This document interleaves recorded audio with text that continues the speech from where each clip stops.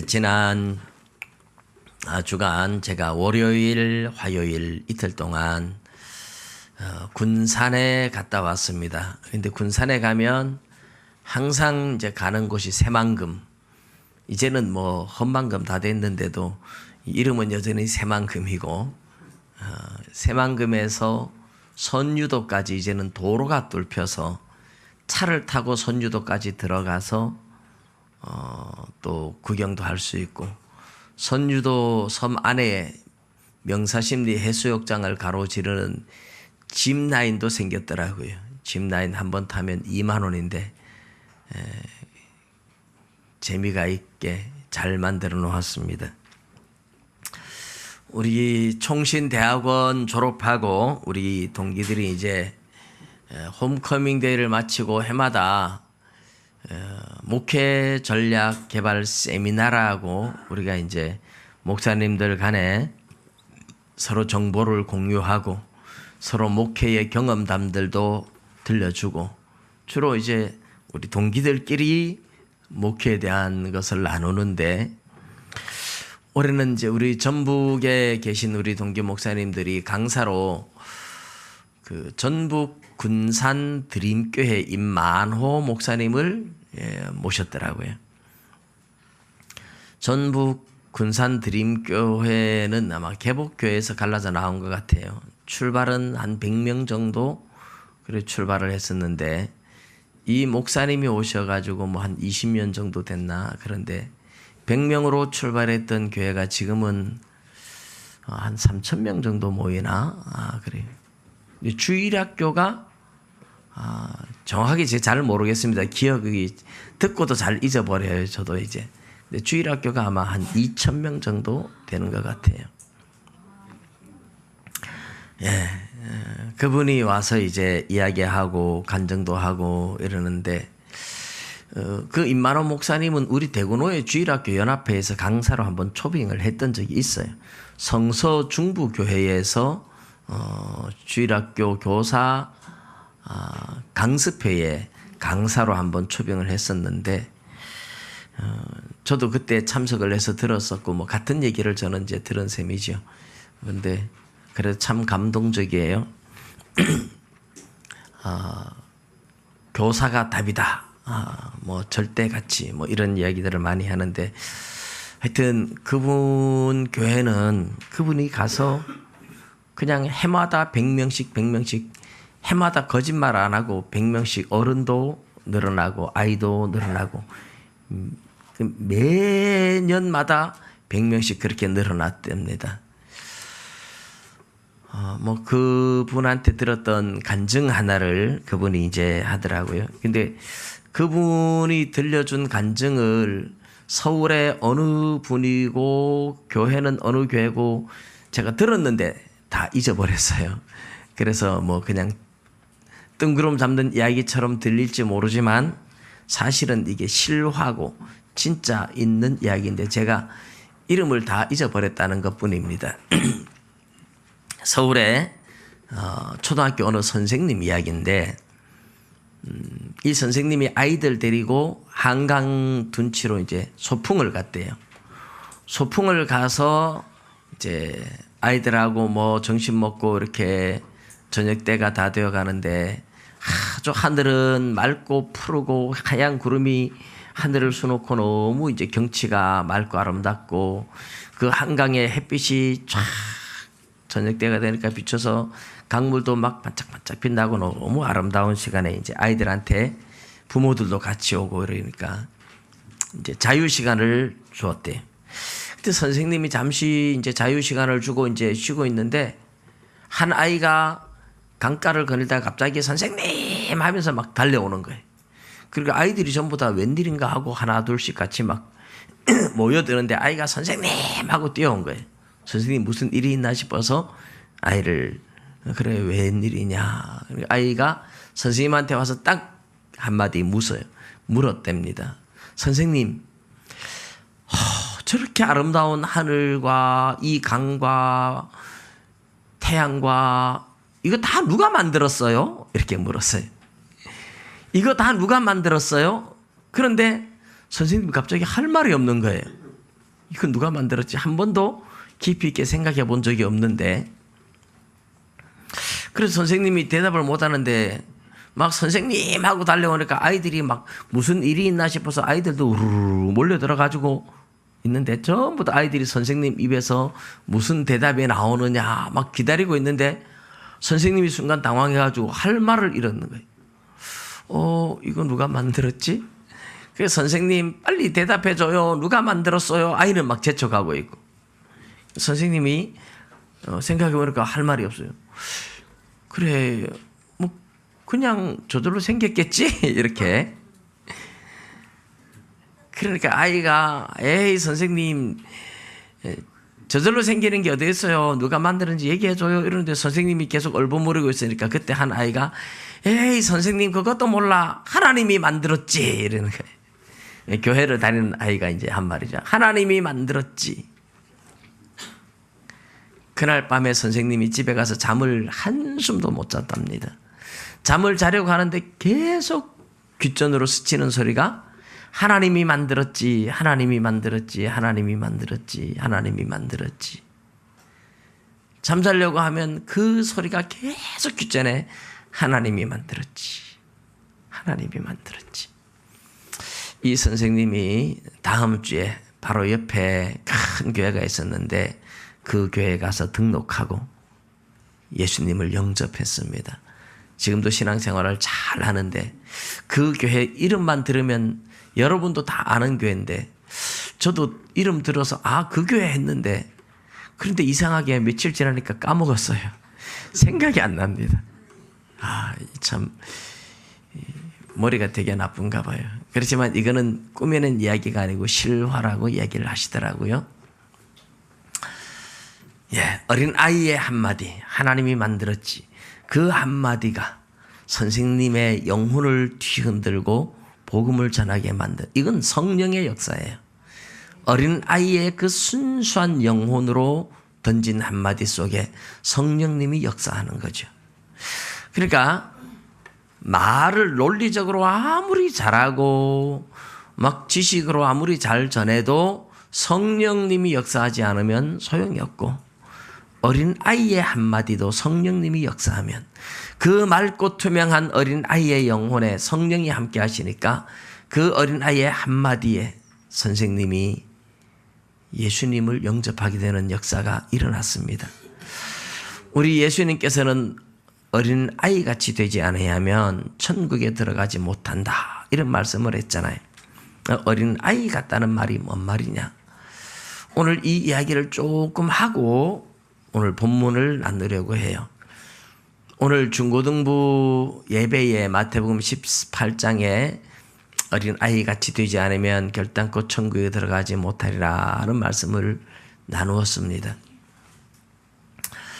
저도 이제 손주를 보면서 이 손주가 금방 뭐 엄마가 막 야단치고 뭐 아무것도 철없는 아이를 막 야단치고 이래도 돌아서서 또 엄마 하면서 안기고 생글생글 웃고, 어린 아이한테는 어른들이 야단쳐도요 돌아서서 미안해 하고 도닥거려주고 맛있는 거 하나 주고 하면 금방 용서를 다 해요. 그래서 생글생글 웃어요. 우리 예수님이 베드로가 어린 아이 하나라도 없이 여기면 안 되고 용서해야 된다 뭐 이런 얘기를 하니까, 나에게 죄 지은 사람이 와서 형제가 잘못했다고 하면 하루에 몇 번 용서할까요? 7번까지 할까요? 이렇게 묻는데 예수님이 뭐라 그래요?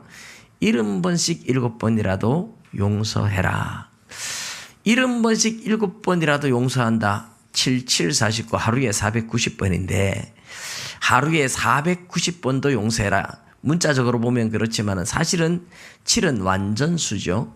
그래서 하루에 490번이 아니라 할 수 있다면 1000번이라도 10,000번이라도 용서하라, 그런 의미이죠. 근데 그게 어린 아이는 된다니까요. 어린 아이들은 금방 야단 맞고 해도 돌아서서 달래주고 맛있는 거 주고 하면 다 용서하고 생글생글 웃으면서, 그게 어린 아이예요. 근데 어른들은 안 되죠. 한번 상처받으면 마음에 꽉 닫고 평생 가는 사람들이 많아요. 그 어린 아이같이 되지 않으면 천국에 못 간다는 말이 상당히 의미가 있는 말이죠. 용서해야 용서받는데, 그죠? 우리가 우리에게 죄 지은 자를 용서하여 준 것 같이 우리 죄를 용서하여 주옵시고 이랬는데, 어린아이들은 다 용서해요. 돌아서면 용서해요. 근데 어른들은 그게 잘 안 돼요. 그러니 우리 예수님께서 너희들도 어린아이 같이 이 말 속에 용서해라 하는 말도 기본적으로 전제가 되어 있다, 이래 보시면 돼요. 이 마태복음 18장에서 19장에 넘어가면서도 그런 얘기를 하는데, 사람들의 완악함에 대해서 예수님 책망하면서 어린아이 같이 되지 않으면 천국에 못 들어간다 하는 이야기를 또 합니다. 그 어린아이들은 마음이 완악하지 않고 순전해요. 너무 천진난만하죠. 그러니까 용서를 할 수 있는 거죠. 근데 우리 어린아이 같은 사람을 성경에서 샘플로 보여준 게 요한복음 3장과 4장에 나옵니다. 한 사람은 니고데모고 한 사람은 사마리아 여인입니다. 니고데모는 바리새인이고 유대인의 관원으로서, 산헤드린 공회원으로서 아주 높은 자리에 있는 나이든 선생입니다. 그런 선생이 저 갈릴리에서 온 나사렛 청년 예수를 찾아온다는 것 자체가 체면이 구기고 부끄러워서 낮에는 오지 못했어요. 밤중에 예수님을 찾아와서 물었죠. 우리는 당신이 하나님께로부터 오신 선생인 줄 아나이다. 하나님이 함께 하시지 않으시면 당신이 행하시는 이런 일을 아무도 할 수 없습니다. 그러면서 대화를 하는데 예수님은 다짜고짜 니고데모에게 네가 거듭나지 아니하면 하나님 나라를 볼 수 없다 그래요. 거듭나지 않으면 하나님 나라에 들어갈 수 없다. 이 이제 헬라어로 아노덴이라는 말인데, 아노덴은 여러 가지 뜻이 있어요. 다시 태어나야 된다, 위로부터 나야 된다, 뭐 이런 말이 있어요. 위로부터 난다는 건 하나님으로부터 성령으로 다시 난다는 의미가 되겠죠. 그래서 사람들은 위로부터 난다 이렇게 해석을 하시는 분들도 있어요. 그런데 성경을 해석할 때는 항상 본문의 전후 문맥이 중요하잖아요. 니고데모가 그걸 어떻게 해석했습니까? 다시 태어나야 한다라는 말로 이해를 했어요. 그래서 니고데모가 사람이 늙으면 어떻게 다시 태어날 수 있습니까? 엄마 뱃속에 다시 들어갔다가 태어날까요? 이렇게 묻죠. 그럼 니고데모가 다시 태어난다라는 의미로 이해를 하고 있었다는 뜻입니다. 물론 예수님의 말씀 속에는 위로부터 나야 된다, 그것이 다시 태어나는 것이다, 이 두 가지 의미가 다 들어있다고 볼 수 있겠죠. 중요한 것은 니고데모가 예수님께 묻는 자세, 묻는 태도입니다. 사람이 다시 태어나지 않으면 하나님 나라를 볼 수도 없고 들어갈 수도 없다 하는데, 웬만한 사람 같으면 사람이 어떻게 다시 태어나느냐, 뭐 이러면서 미친 소리다, 뭐 이렇게 무시할 수 있을 거예요. 그죠? 그런데 니고데모가 예수님께 묻는 그 모습은 마치 어린 아이의 순전함과 같은 모습으로 묻고 있는 겁니다. 사람이 늙으면 어떻게 다시 태어나요? 엄마 뱃속에 다시 들어갔다 나와야 돼요? 이것은 꼭 어린 아이들의 태도입니다. 어린 아이같이 순전하지 않으면 이런 질문을 할 수가 없죠. 니고데모의 모습은 어린 아이의 모습을 가지고 있다. 몸은 늙었고 나이도 들었고 생각도 늙었지만 그 예수님을 대하는 태도만큼은 어린 아이들 같은 순전한 모습을 가지고 있다. 그래서 예수님은 니고데모에게 복음을 들려주시는 겁니다. 요한복음 4장에 가면 사마리아 수가 동네의 우물가에서 예수님은 한 여인을 만납니다. 물을 가지러 왔는데, 물대로 왔는데 예수님께서 물을 좀 달라 그러니까, 유대인인 당신이 사마리아 여자인 나에게 물을 달라고 합니까? 유대인들은 사마리아 사람들을 상종하지 않았어요. 개 취급을 하고. 그러니까 유대인들이 사마리아 사람들한테 먼저 말을 거는 법이 없어요. 그런데 예수님은 먼저 말을 걸 뿐만 아니라 물도 달라고 하니까 어떻게 유대인인 당신이 나한테 그런 말을 하지요? 하고 물은 거예요. 근데 예수님께서 여인에게 이 우물을 마시는 자는 다시 목마르지만 내가 주는 물을 먹는 자는 영원히 목마르지 않는다. 이렇게 예수님 이야기하죠. 또 이 이야기도 들으면 어떤 느낌이 들어요? 예수님이 무슨 물을 주죠? 어떤 물을 주는데 영원히 목마르지 않아요? 그래서 여인이 예수님한테 이 우물은 깊고 두레박도 없는데 어디서 물을 줄 겁니까? 그러면서 묻죠. 근데 예수님이 그렇게 이야기를 해요. 내가 주는 물을 먹는 자는 영원히 목마르지 않을 거다. 근데 이제 마음이 좀 완악한 사람들 같으면 이런 이야기를 하면 아무리 예수님이지만 예수님 메시아인 걸 모르잖아요. 이 사람 미친 사람 아니냐. 미친 소리 하고 있네. 무슨 뚱딴지 같은 소리야. 이렇게 나오는 게 보통 사람들의 자세입니다.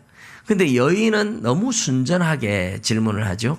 나한테도 그 물 주시면 안 돼요? 나한테도 그런 물 주셔서 다시 여기 물 기르러 오지 않게 해주세요. 여러분, 이게 정상적인 어른들의 모습은 아니죠. 네, 이런 얘기는 누가 해요? 어린 아이들이 할 수 있는 이야기입니다. 너무 단순하잖아요. 너무 순전하잖아요. 아무것도 가지고 있지 않는 예수님인데 물 한 방울, 물바가지 하나도 없는 예수님이, 물병도 하나 없는 예수님이 내가 주는 물을 먹으면 영원히 목마르지 않을 거다. 이러니까 나한테도 그 물 좀 주시어요. 나도 그 물 먹고 영원히 목마르지 않아서 여기 물 기르러 다시는 안 와도 될 수 있게 나에게도 그런 물 좀 주세요. 이렇게 물어요. 이거는 어린 아이들이나 할 수 있는 이야기예요. 예, 어린 아이라는 것은 굉장히 단순하죠. 순전하고 단순해요. 하나님의 말씀 앞에서 있는 그대로 순전하고 단순해야 됩니다. 그런데 이렇게 순전하지 못하고 단순하지 못해서 인간의 머리로 하나님의 말씀이 틀렸다 따지고 뭐 이런 사람은 하나님께서 성령으로 지혜를 주지 않으면 하나님의 말씀을 인간적으로 생각하면 말도 안 되는 소리들이 너무너무 많아요. 예수님이 바다 위로 걸어서 오셨다. 어른들의 생각, 인간적으로 생각하면 그게 말이 되는 겁니까?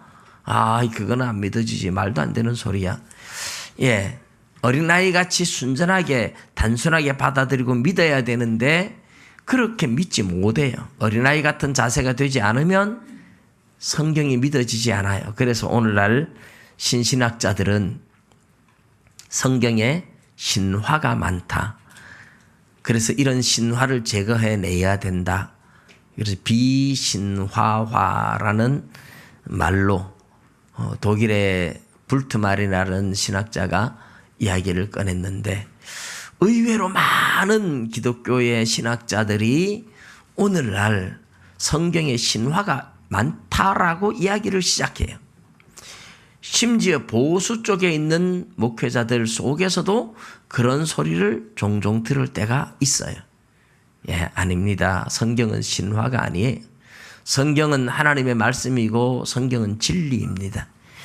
단지 인간의 머리로 이해할 수 없어서 받아들이지 못하는 것 뿐이지 성경은 진리고 하나님은 전능하신 줄 믿으시기 바랍니다.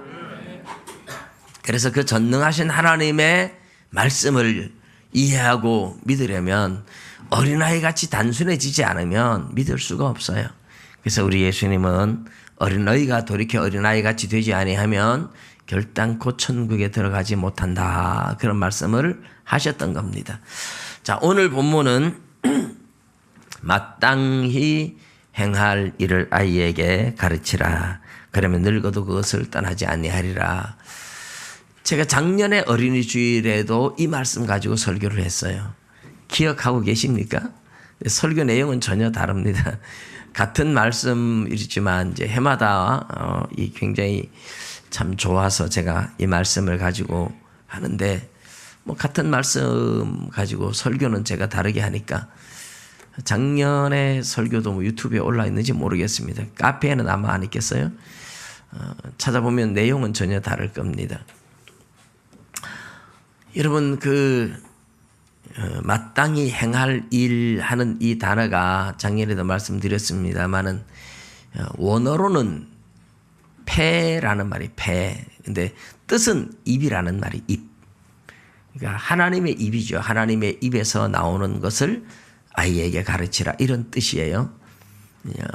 하나님의 입이라는 단어인데 입의 말을 가르치라는 건데 이게 이제 우리가 그 의미를 생각하면 하나님의 입에서 나오는 말씀을 가르치라는 의미가 되고 이것을 우리나라에서 의역을 해서 마땅히 행할 길 이렇게 번역을 한 거예요.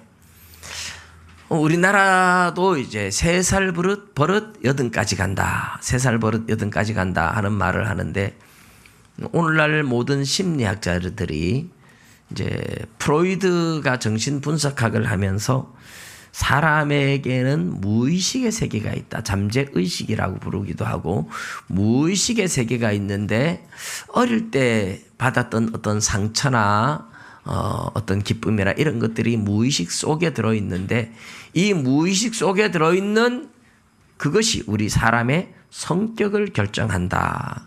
그렇게 이야기를 했어요. 그래서 이 정신분석학자의 프로이드의 이론을 따라가지 않는 구스타브 칼 융이나 아들러 같은 사람들도 다 어린 아이의 그 어릴 때 성격이 형성된다는 것은 다 동일하게 동의를 하고 있어요.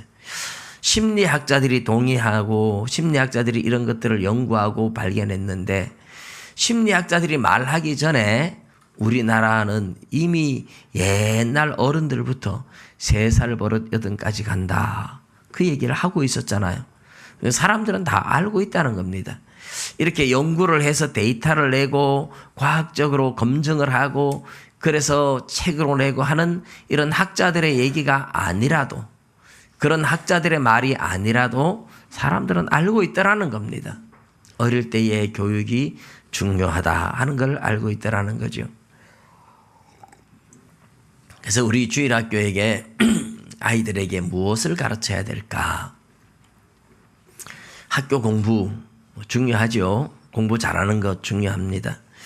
영어 단어 하나 더 알고 문법 하나 더 알고 수학 방정식 하나 더 알고 뭐 참 중요해요. 공부하는 것. 그러나 그런 것들은 좀 몰라도 사는데 별로 지장도 없고 그죠?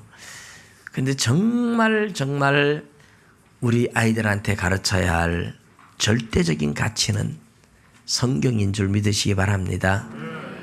어린 아이 때 신앙 교육을 확실하게 시켜놓지 않으면 나이가 들면서 자꾸만 세상으로 떠나가는 걸 많이 봅니다. 마땅히 행할 길, 하나님의 입에서 나오는 말씀을 아이에게 가르치라. 이 아이에게 가르쳐 놓으면 이것이 늙어도 평생 가니까 그 영향은 평생 가니까 늙어도 그 길을 떠나지 않으니까 아이 때 가르쳐야 돼요. 그런데 성경을 가르친다. 성경 전체를 다 가르치는 게 중요하죠. 우리 그 유초등부는 지금 이제 성경 이야기를 듣고 그림을 그려서 우리 식당에 이렇게 벽에다 붙이죠. 그건 그림만 붙여놓는 게 아니고 아이들이 그림을 보면서 이건 무슨 내용이다. 그림만 보면 이건 천지창조 이야기, 이건 에덴 동산의 이야기, 뭐 이거는 노아 방주 이야기. 아이들이 다 돌아가면서 계속 이야기를 하면서 성경을 다 기억하게 만들기 위한 거예요. 근데 제가 보니까 아주 그림을 잘 그리는 아이들이 있어요. 그래서 그림을 못 그리는 아이들 거도 붙여주고 상 주는 거는 다 골고루 돌아가면서 붙이게는 할 거예요. 그런데 아주 잘 그리는 아이들 뭐 보니까 민선이, 민주, 뭐 아진이, 가은이 뭐 이런 아이들은 굉장히 그림을 잘 그리더라고요. 그래서 그런 그림들은 따로 뽑아놨다가 나중에 아예 우리 벽보를 하나 크게 만들어가지고 그 그림을 돌아가면서 그림만 딱 가르치면 이거는 노아 홍수 이야기다. 이거는 뭐 삼손 이야기다. 이거는 다윗 이야기다.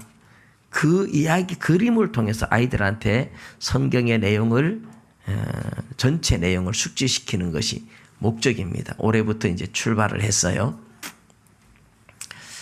근데 그렇게 모든 것을 가르치는 것도 중요하지만 꼭 알아야 될, 반드시 알아야 될 성경의 진리, 그것은 창조와 타락과 구원과 심판, 이 네 가지만큼은 반드시 알아야 되는 겁니다. 이 창조, 타락, 구원, 심판 간단해 보이지만 하나님이 세상을 창조했다, 하나님이 사람을 창조했다, 이런 이야기들을 어릴 때 들어도 나이가 들고 학교 가서 엉뚱한 거 배우면서 희미해집니다. 오늘 아까 처음에 제가 그 간증 이야기를 했는데 어린 아이가 정말 순전하게 선생님 그것도 몰라요. 세상은 하나님이 만들었지요. 세상은 하나님이 창조했지요. 그 한마디 탁 던져서 선생님까지 변화시켰는데 그런 아이들도 믿음을 분명히 가지고 성령 받은 아이들도 자라면서 학교 가니까 뭐 빅뱅 이론이 어떻고 뭐 진화론이 어떻고 이런 이야기 자꾸 듣다 보면 학교의 선생님은 그 과학적으로 가르치고 책은 과학적이고 뭐 이렇게 생각하다 보면 그럼 성경은 신화인가? 성경이 틀린 거 아닌가? 이렇게 오해하기가 쉽다 이 말입니다. 그래서 어려서부터 하나님이 세상을 창조했다는 것은 확실하게 가르쳐 놓아야 돼요.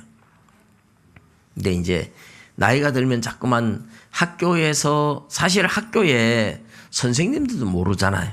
과학자들도 몰라요. 세상이 어디에서 어떻게 생겨났는지 과학자들 중에 아는 과학자가 누가 있어요? 하나님을 믿지 못하면 로마서 1장 20절, 21절, 22절에 보면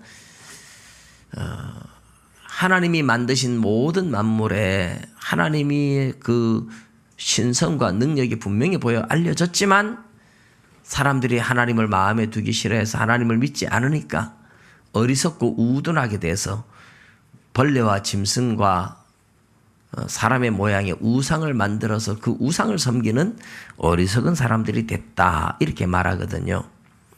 하나님을 믿지 않으면 사람들이 어리석게 되고 우상을 섬기는 우둔한 사람들이 되게 돼 있습니다. 그러니까 과학자라고 과학적으로 세상이 어떻게 만들었는지 증명해내는 사람이 아무도 없어요. 예를 들어서 오늘날 진화론 이렇게 말을 하는데 진화가 가능하냐? 불가능하다는 것은 이미 멘델의 유전 법칙에서 밝혀진 적이 있습니다. 이미 오래전에 밝혀졌어요. 멘델의 유전 법칙이 오늘날 약간 수정이 되기는 했지만 그러나 유전 형질은 유전되지만 획득 형질은 유전되지 않아요. 내가 환경에 적응하기 위해서 뭐 운동을 열심히 해서 근육을 키웠다고 해서 아기가 태어날 때부터 근육맨으로 태어나는 법은 없습니다. 그것은 내가 살아가면서 획득한, 내가 살아가면서 얻어낸 형질들이죠. 그런 것은 유전되지 않아요.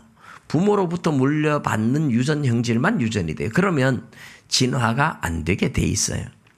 멘델의 유전 법칙을 사람들이 모르는 건 아님에도 불구하고 진화가 됐을 거라고 계속 주장하고 있어요. 하나님을 믿기 싫어해서 그래요. 천지 만물을 창조하신 하나님을 믿지 못하고 이제 우주의 발생설에 대해서 빅뱅 이론이 제일 지금 이제 힘을 얻지요. 그런데 빅뱅 이론도 우주의 기원에 대한 이야기는 아니에요. 우주의 어떤 물질, 우주의 어떤 먼지 이런 것들이 원래부터 있는 어떤 물질이 어느 날 갑자기 운동을 시작해가지고 무슨 영향인지 모르지만 운동을 시작해서 너무 빠르게 뭐 움직이고 운동하다 보니까 너무 뜨거운 열이 일어나가지고 팍 폭발해서 대폭발이 일어나서 이 폭발한 불덩어리들 하나하나가 식으면서 우주의 별이 됐다. 이게 이제 빅뱅 이론이죠. 우주 대폭발 이론이라고 부릅니다. 그런데 뭐가 있어야지 폭발은 하는데 왜 움직였는지에 대해서도 밝히지 못하지만 우주의 어떤 물질, 먼지 그거는 그럼 어디서 생겨났나요? 아무것도 없던 세상에서 우주가 생겨났다고 말하는 게 창조인데, 지금 과학자들은 우주에 뭔가가 원래부터 존재했고 그게 폭발해서 우주가 만들어졌다 하는 게 빅뱅 이론이란 말입니다. 그러면 원래부터 물질이 존재했나요? 원래부터 물질이 어떻게 존재할 수 있나요? 원래부터 존재한다면 그건 신입니다. 그게 하나님이죠. 하나님은 원래부터 존재하고 우리는 신의 세계에 대해서는 우리가 알 수 있는 영역이 아니에요. 그렇지만 우리가 살고 있는 이 물질 세계, 이거는 원래부터 존재하는 세계는 아니에요. 신에 의해서 창조됐다는 거죠. 근데 옛날에는 무에서 유로 창조됐다라는 말 자체가 이해가 안 되고 납득이 안 됐지만, 참 그래도 다행히 20세기의 최대의 과학자인 아인슈타인에 의해서 상대성 이론이 이제 밝혀지면서 하나님의 말씀으로 창조됐다는 것이 드러났다, 이렇게 볼 수 있어요. 데살로니가 전서 1장 13절인가요? 보면 하나님의 말씀이 믿는 너희 안에서 역사하느니라, 이렇게 말해요. 말씀이 믿는 너희 안에서 역사한다 할 때 그 역사라는 단어가 일한다, 힘이다, 이런 단어인데 에네르게이오라는 단어예요. 에네르게이오 하는 이 에네르게이아라는 단어에서 이제 파생돼 나온 게 에너지 하는 단어예요. 에너지. 하나님의 말씀은 어마어마한 에너지인데, 에너지는 눈에 보이는 물질이 아니에요. 어떤 보이지 않는 힘이에요. 그런데 이런 에너지를 영의 세계라고 우리가 표현할 수 있을 것 같아요. 그런데 이런 에너지가 모여서 물질을 만들고, 물질을 분해하면 다시 에너지로 환원되고, 그게 이제 상대성 이론으로 밝혀진 겁니다. 에너지 공식 E는 MC 자성, 이렇게 말하죠. 운동 에너지 E는 2분의 1 mv 자성, 이렇게 말하는데, M은 질량 곱하기 속도의 제곱, 그것을 반으로 나눈 것이 운동 에너지다. 이게 이제 아인슈타인의 상대성 이론으로 밝혀진 겁니다. 그러니까 에너지와 물질, 에너지와 질량이 서로 영향을 주고받는다는 것은 서로 상호 관계가 있고 호환될 수 있다는 뜻입니다. 에너지가 많이 모이면 질량이 늘어나서, 에너지가 또 줄어들면 질량이 줄어들어서 에너지와 물질 사이가 오고 갈 수 있다라는 이론이 밝혀지고, 그 이론에 근거해서 드디어 원자탄이 만들어진 겁니다. 핵 물리학은 바로 상대성 이론 때문에 만들어진 거예요. 그래서 물질의 가장 작은 단위인 원소의 원자 핵이 완전히 분해하면서 에너지로 환원될 때, 거기에서 나오는 핵 분열을 통해서 그 핵 물질이 에너지로 환원될 때 그게 이제 원자탄이 되는 거죠. 원자탄. 이렇게 그런 이론 하나가 실제로 이런 핵 무기를 만드는 기초가 되었던 겁니다. 여러분, 항상 이 과학이 발달될 때는 이론이 먼저 발달되고 그 이론에 근거해서 실제로 뭔가를 만들어냈어요. 어떤 거는 먼저 만들어진 걸 보고 또 이론을 형성한 것도 있죠. 예를 들어서 만유인력 같은 거는 이제 사과가 떨어지는 현상을 보고 나서 그 다음에 이론을 뉴턴이 이제 찾아내게 되는 거죠. 그렇지만 어쨌든 오늘날 아인슈타인의 이론에 근거해서 물질이 분해되면 에너지가 되고, 에너지가 모여서 물질을 만들어낼 수가 있다라는 것이 증명이 됐고, 그런 에너지가 하나님의 말씀이 바로 에너지다 하고 성경에서 이야기해 주고 있는 겁니다. 그렇게 보면 학교에서 선생님들이 가르치고 있는 진화론이나 이런 것들은 다 가설이죠. 가설. 다윈의 진화론은 가설입니다. 가설. 과학적으로 증명되지 않은, 그냥 추측해서 만들어낸 이론을 가설이라고 말해요. 여러분, 진화론은 과학이 아닙니다. 가설입니다.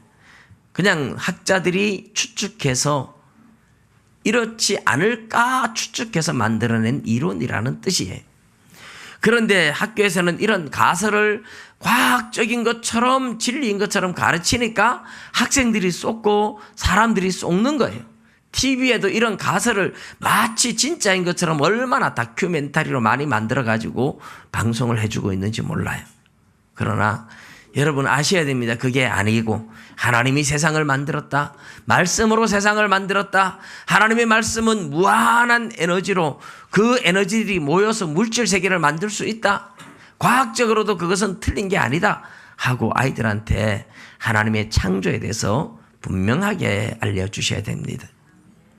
그리고 그렇게 만들어진 인간이 죄로 인하여 타락되어서 이제는 하나님을 잃어버리고 하나님을 등지고 그래서 세상은 하나님을 알지 못하는 세상은 죄악의 세상이라는 것도 분명히 보여줘야 됩니다. 어디를 가든지 보면 죄가 넘쳐나고 있죠. 텔레비전의 뉴스도 보면 날마다 죄 짓는 인간들에 대한 이야기. 뉴스에 나오는 거는 진짜 빙산의 일각보다도 적죠. 끊임없이 죄를 짓고 살아가는 우리 인간의 모습을 보면서 하나님 앞에 죄를 용서받지 않으면 우리 인간은 희망이 없다는 것을 알려줘야 돼요. 하나님이 언젠가는 심판을 하게 되고 그 심판으로 모든 죄인들은 지옥에 간다는 것을 분명하게 알려줘야 돼요. 말하자면 하나님의 창조와 인간의 타락과 이제 하나님의 심판과 구원에 대해서 설명해 주는데 천국과 지옥이 분명히 존재한다는 것을 명백하게 알려줘야 된다는 말입니다. 하나님의 창조를 믿고 인간의 타락을 믿고 하나님의 심판을 믿고 구원을 받기 위해서 예수님을 믿어 죄 용서받지 않으면 구원받을 수 없다는 것을 알면 하나님을 떠날 수가 없죠. 일생 동안 하나님을 떠나지 않습니다. 그 절대적인 가치, 절대적인 진리를 명백하게 아이들한테 가르쳐 줘야 된다는 겁니다. 많은 사람들이 교회 다니다가 교회를 떠나면서 종교는 다 같다라고 생각을 하는 사람들이 종종 있어요. 종교는 절대로 다 같지 않습니다. 예수 그리스도 이외에는 구원의 길이 전혀 없습니다.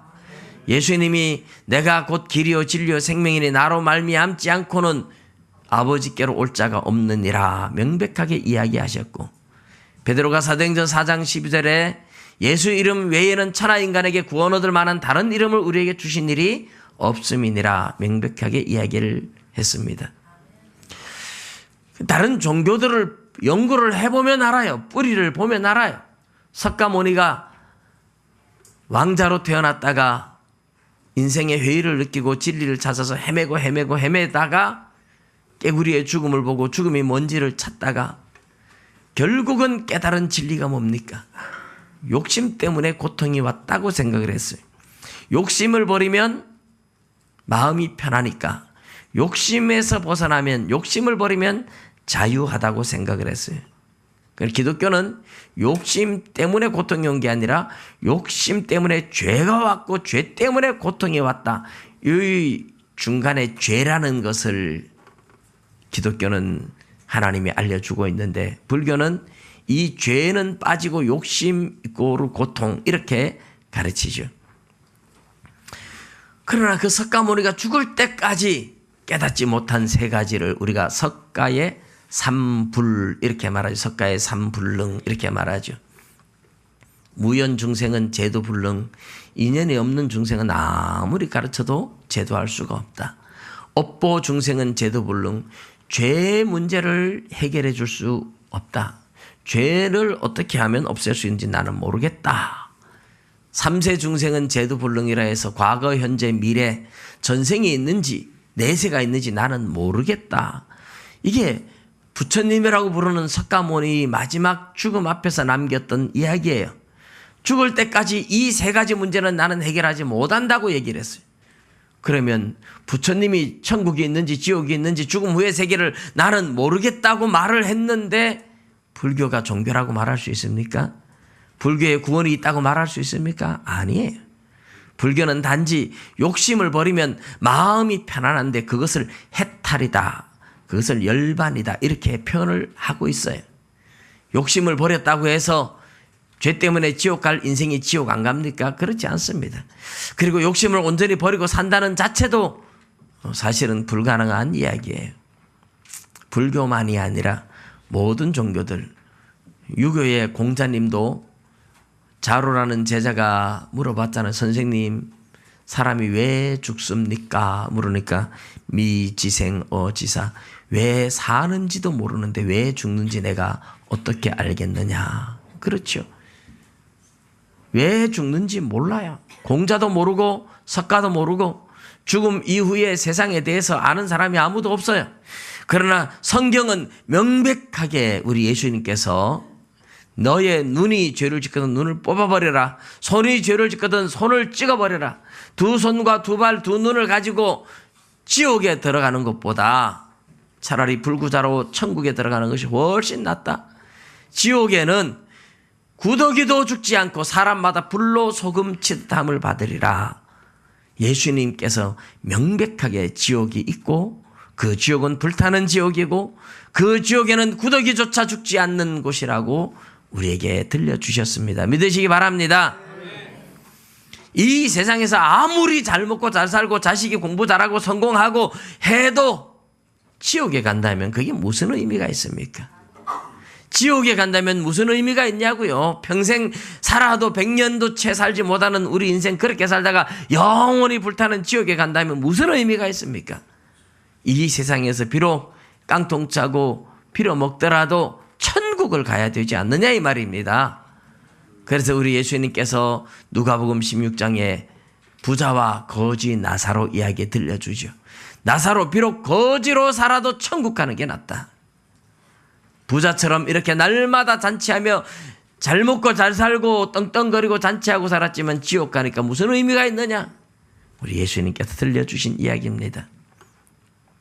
어린 아이들한테 가르쳐야 할 절대적 진리, 하나님의 창조와 인간의 타락과 하나님의 심판과 구원에 대해서, 구원의 길에 대해서 예수 그리스도가 우리의 죄를 위하여 십자가에 못 박혀 죽어주심으로 그 예수를 믿을 때에 죄를 용서받아 천국 갈 수 있는 그것이 유일한 구원의 길이라는 것을 명백하게 가르쳐 주셔야 됩니다.